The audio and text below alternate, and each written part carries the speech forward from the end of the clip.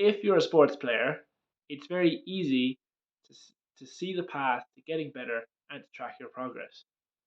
For example, if you want to improve your passing, right, and you hit the target 8 times on Tuesday and you hit the target 9 times on Wednesday, it looks like you're getting better, right? But in creativity, it can be very hard, right?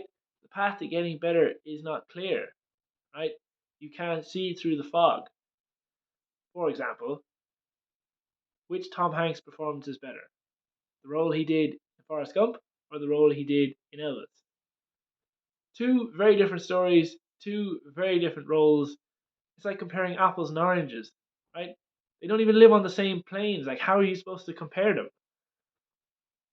So even if you did come to a conclusion as to which one was better, it'd be based on preference, on opinion. It'd be subjective in nature, right? And that's where the difficulty comes in. And that's why it's very hard for a creative. Because there's a load of abstraction, there's a load of fog, there's a load of mist. It's like, I don't know which way to go to get better, right? And so I think what you need to do is to clear the fog, you need to bring down some abstraction, right? And lean into the subjective nature of what is good, right? Answer the question, what do you think is good art? Or, similar question, what do you think makes a good artist? So, for example, if you think that the best kind of writing is concise writing, then your path forward is very clear, right? If your first draft was 100 words, then that means you want to be more concise, try and make it 50 words, right?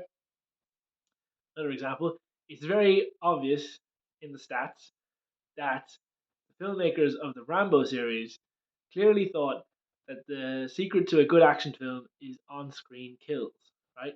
Because from Rambo 1 to Rambo 4, there's an exponentially more on screen kills with each film, right? It goes from 1 to 69 to 132 to 236, right?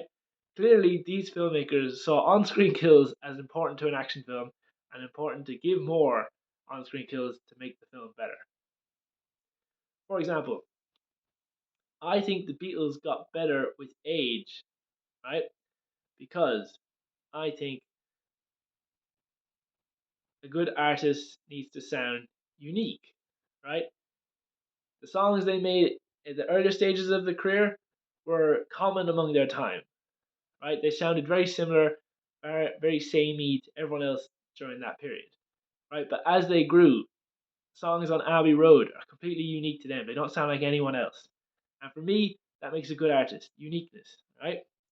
I picked that plane and therefore I think they're good, right? And so if I wanted to follow that, I'd have to look and try and be unique myself and not sound like everyone else, right?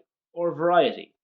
If I think that creativity is good based on variety, then Abbey Road's a very good album because each song sounds very different, right? No two songs sound alike. Whereas, and by that regard, I also think that albums where every song sounds similar and they all just run into each other, by that regard, I think that album is bad, right? So, variety, uniqueness, conciseness, on-screen kills. What do you think makes good art? And I think your answer to that, characteristics that you write down, that's your path forward. That's your path how to get better in creativity. I hope that helps.